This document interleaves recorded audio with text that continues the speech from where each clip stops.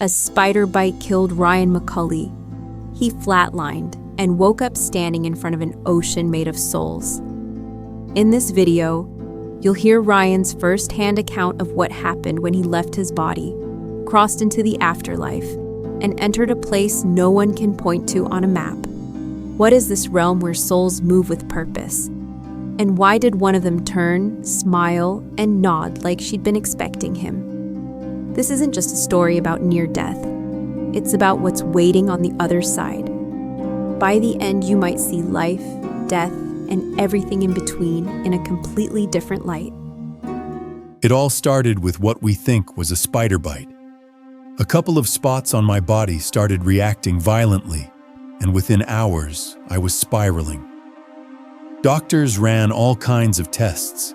They couldn't pin it down to anything else. It looked like a venomous bite, but they couldn't be sure. I was rushed to the hospital. They told me flat out, "We can save your life, but we need to go into surgery now." I said, "Yeah, save me." That was the last thing I clearly remember. They gave me something to knock me out, and I passed out. The next thing? I wasn't in that hospital anymore. I found myself somewhere else. Not a place you can find on a map. This was the other side, what people call the afterlife. I was completely out of my body. In front of me was this massive ocean. But it wasn't water. It was made of souls. Millions, maybe billions of them, flowing in all directions like waves of light and energy. It was alive. I knew, without being told, that these were all the souls that had ever lived, coming and going through this veil, between their earthly lives and the spiritual world. And they all had purpose. You could see it, feel it. Nobody was just drifting. It was all intentional.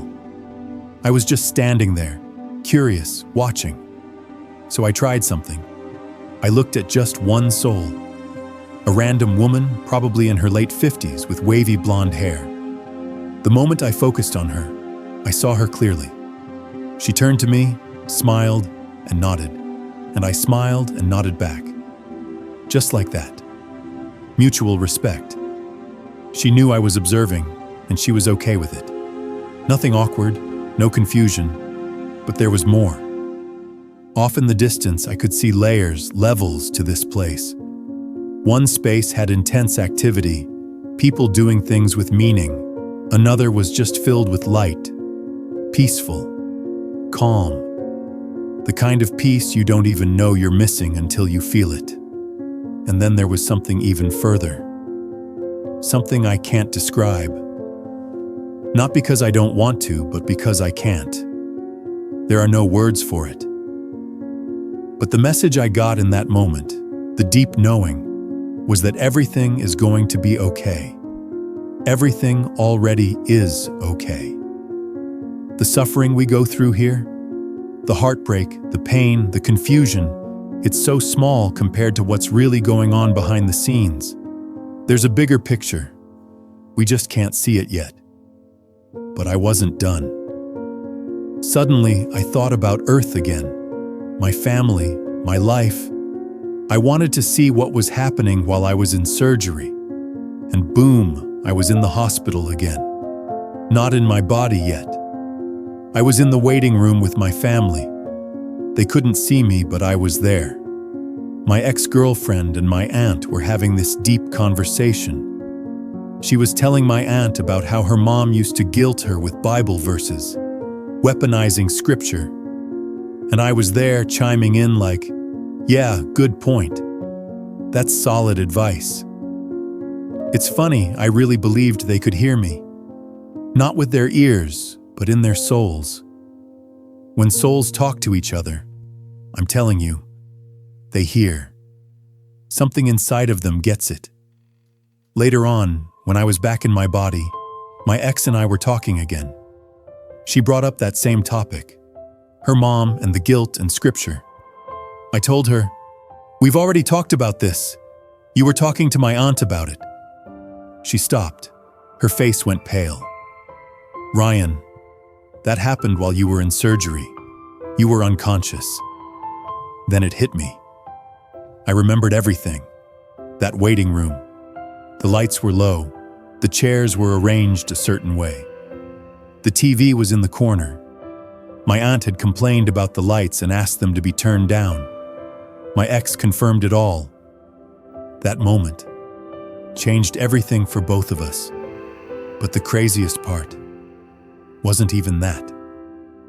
When I was out of my body, I didn't want to come back. That place was too peaceful, too right. But I knew I had to. It wasn't even a voice.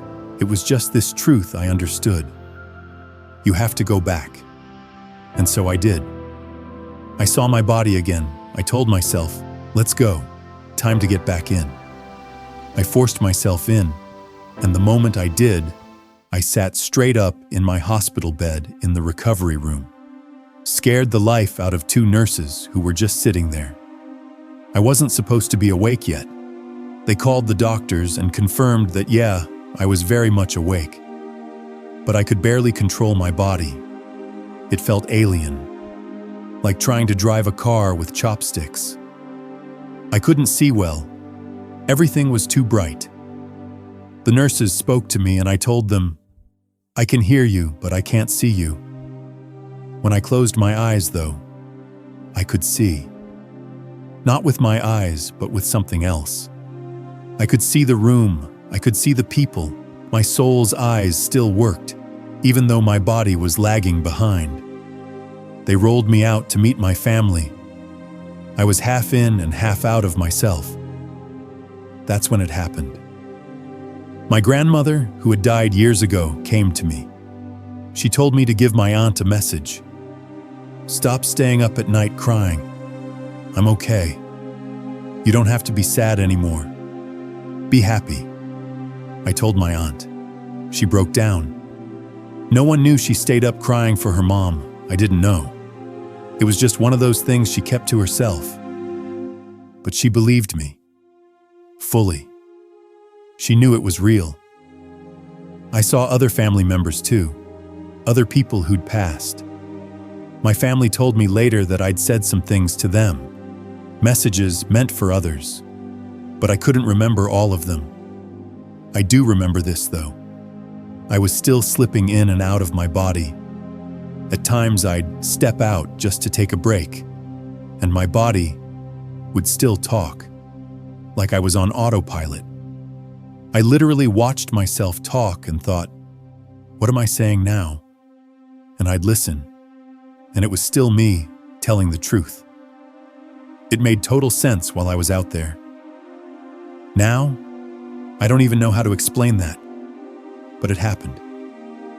And ever since then, I've changed. I still struggle sometimes. Life is still hard. But deep down, I know. I remember.